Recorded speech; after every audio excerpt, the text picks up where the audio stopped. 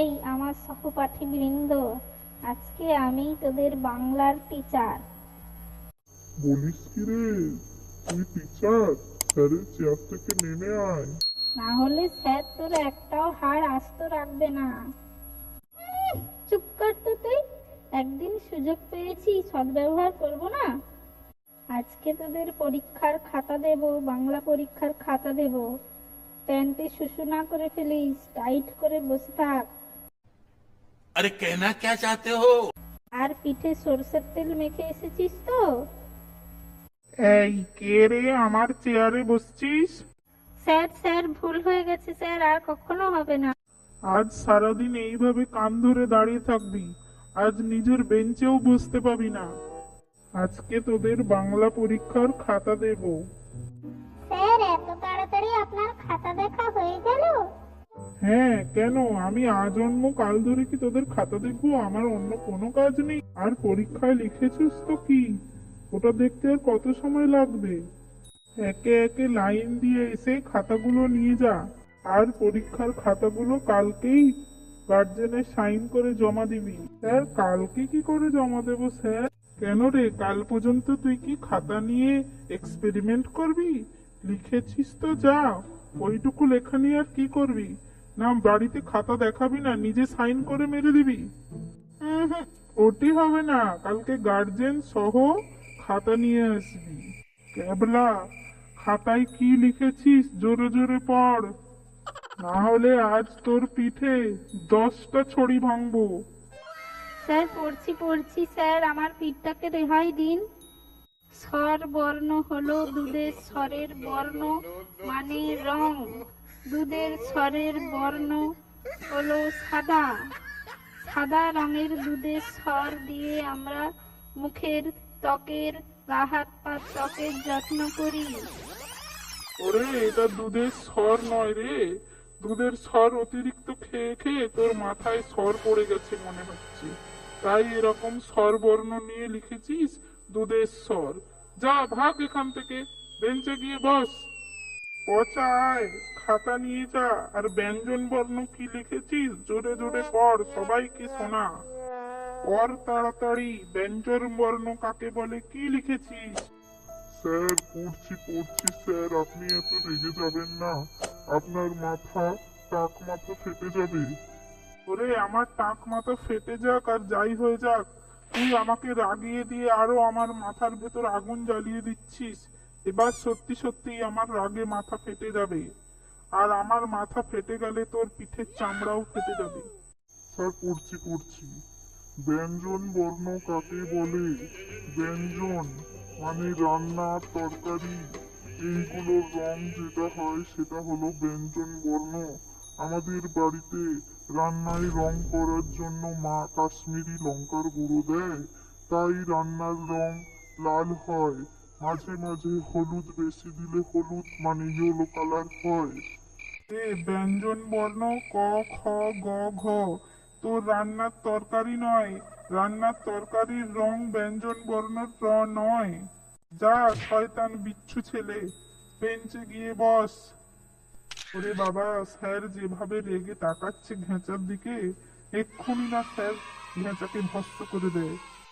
ঘেঁচা, এই নে পরীক্ষার খাতা, আর দেখে বল যানবাহন রচনা কি লিখেছিস?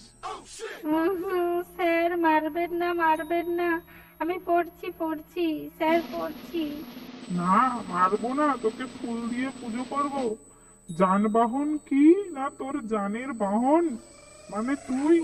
হ্যাঁ স্যার, মানে স্যার, আমি পরীক্ষার সময়, বাংলা পরীক্ষার দিন আমার জানের সঙ্গে ঝামেলা হয়ে গেছিল তো, তাই তার চিন্তায় ভুলভাল লিখে দিয়েছি স্যার। কিছু মনে করবেন না স্যার, নেক্সট টাইম ঠিক করে লিখবো স্যার। তা এখন পড়, যানবাহন কি লিখেছিস? যানবাহন মানে আমাদের জানের বাহন, আমার বাবা আমার মায়ের জানের বাহন, মানে আমার বাবা মায়ের যানবাহন। প্রিয়ার যানবাহন আমি, যেখানেই যাই বাহনের মতো বহন করে নিয়ে যাই। শপিং মল কিংবা রেস্টুরেন্ট, সব জায়গাতেই বিনা পয়সার যানবাহন আমি। ওরে বদমাস ছেলে, নাক টিপলে দুধ বেরাবে, প্রিয়ার যানবাহন হবি তুই? স্যার প্লিজ ক্ষমা করে দিন স্যার, আর হবে না স্যার, আর হবে না স্যার, প্রিয়ার দিব্যি বলছি স্যার। যা ভাগ এখান থেকে। রে কেমন খেলি স্যারের কাছে? বাবা, তুই যানবাহনেও প্রিয়াকে টেনে এনেছিস? যা না যা, তোর পিঠটাও আর আস্ত থাকবে বলে মনে হয় না। ওই তো যা লিখেছিস পরীক্ষার সময়, আর আমার প্রিয়াকে একদম মাঝে আনবি না।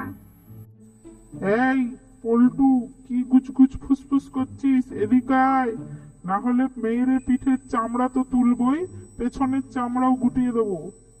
স্যার স্যার প্লিজ আমার পেছনের চামড়া গোটাবেন না। আমি তো আপনাকে বলেছি স্যার, আমার পেছন জ্বালা করবে। এই ফালতু ফটর ফটর না করে পরীক্ষার খাতায় কি লিখেছিস রচনা সম্বন্ধে বল। বলছি স্যার, বলছি স্যার, বলছি। রচনাকে আমি খুব ভালোবাসি, রচনাকে আমার খুব ভালো লাগে। মা প্রত্যেক দিন টিভিতে রচনাকে দেখে, দিদি নাম্বার 1 করতে আসে। আমার খুব ভালো লাগে। আমার একদিন ইচ্ছা আছে রচনাদির সঙ্গে দেখা করার, মানে দিদি নাম্বার 1-এ যাওয়ার। আমার তো খুবই ভালো লাগে, কিন্তু স্যার সমস্যা হচ্ছে, আমি তো ছেলে স্যার, আমি তো দাদা, আমি তো দিদি নয়। ওরে বাঁদর ছেলে, এ রচনা সে রচনা নয়। দিদি নাম্বার 1-এর রচনা ব্যানার্জি নয়, এটা বাংলা ব্যাকরণের রচনা, মানে প্যারাগ্রাফ, বুঝলি? বাঁদর ছেলে, ইতর বদমাস, বেঞ্চে গিয়ে বস। কিরে বললাম না দাঁড়া, তোর সময়ও আসুক। এখন মুখটা এরকম পেঁচার মতো করে রেখেছিস কেন? তোকে পুরো বাংলার 5 লাগছে বুঝলি? আবার গুজগুজ ফুসফুস করছিস, মেরে চামড়া গুটিয়ে দেবো। চুপ করে বসে থাক, কোনো শব্দ আমি শুনতে চাই না। এমনিতেই তো যা তোদের পরীক্ষার ভাষা, পরীক্ষার ভাষায় যা যা শব্দ লিখেছিস, আমি না আমার সব শব্দ ভান্ডার ভুলে যাই। স্যার স্যার, আমার খাতাটা একটু দেবেন, আমি কি রকম লিখেছি একটু দেখাবেন? হ্যাঁ আসুন আসুন, অবশ্যই আপনাকে তো আমি খাতাটা দেখাবই। আপনি এত কষ্ট করে লিখেছেন, আর আমি এত কষ্ট করে আপনার খাতাটা দেখেছি, আপনাকে তো আমি দেখাবই। হ্যাঁ রে ইংলিশ বাচ্চা, বাংলা খাতায় কেন ইংলিশ লিখেছিস? পুরো ইংলিশে তো তাই লিখিসনি, বাংলা ইংলিশ মিলিয়ে কি সব জগা খিচুড়ি বানিয়েছিস তুই? স্যার আসলে আমি সবসময় ভয়ে ভয়ে থাকি, ইংলিশে আমি খুব কাঁচা তো, তাই সবসময় ইংলিশটা মনের ভিতরে আলোচনা করতে থাকি, তাই ভুলে বাংলা খাতায় ইংলিশে লিখে ফেলেছি স্যার। আচ্ছা আচ্ছা পড়, কি লিখেছিস বল, জোরে জোরে পড়বি কিন্তু। স্যার আপনি একটা স্কুলে অনুপস্থিত থাকার জন্য প্রিন্সিপালকে চিঠি লিখতে বলেছিলেন, আমি তাই একটা লেটার লিখেছি স্যার, আমি পড়ছি। আগে আপনি প্রমিস করুন আমাকে মারবেন না। এই বেশি ফালতু কথা না বলে তাড়াতাড়ি করে পড়, কি লিখেছিস? পড়ছি স্যার, পড়ছি। মাই ডিয়ার প্রিন্সিপাল স্যার, গতকাল আমি স্কুলে অ্যাবসেন্ট ছিলাম, কারণ আগের দিন বিনা নেমন্তন্নে বিয়ে বাড়িতে খেয়ে দিয়ে এসে লুজ মোশন স্টার্ট হয়ে গেছিল, তাই আমি বাথরুমে গোয়িং অ্যান্ড কামিং করছিলাম বারবার, কিন্তু আমার ছুঁচু করতে খুব ভয় লাগছিল। কোল্ড ওয়াটারে আমি ছুঁচু করতে পারছিলাম না, তাই বারবার হট ওয়াটার করতে করতে আমি সারা সকালটা পার করে ফেলেছি স্যার। বারবার বাথরুমে গোয়িং অ্যান্ড কামিং করতে করতে কাল আমি স্কুলে আসতে পারি নাই, তাই আপনি আমাকে বাধ্য ছুটি মঞ্জুর করিয়া আমাকে দয়া করিবেন স্যার। আপনার প্রিয় অনুগত ছাত্র Boltu. Sir please sir, please sir, মারবেন না স্যার, মারবেন না। আর কোনোদিন আমি এই রকম করব না স্যার, আমি আমার 2 কানের দিব্যি বলছি স্যার, আর কোনোদিন করব না। যা হতভাগা, বেঞ্চে গিয়ে বস, প্রিন্সিপালকে মাই ডিয়ার প্রিন্সিপাল কেন রে? প্রিন্সিপাল কি তোর বন্ধু হয়?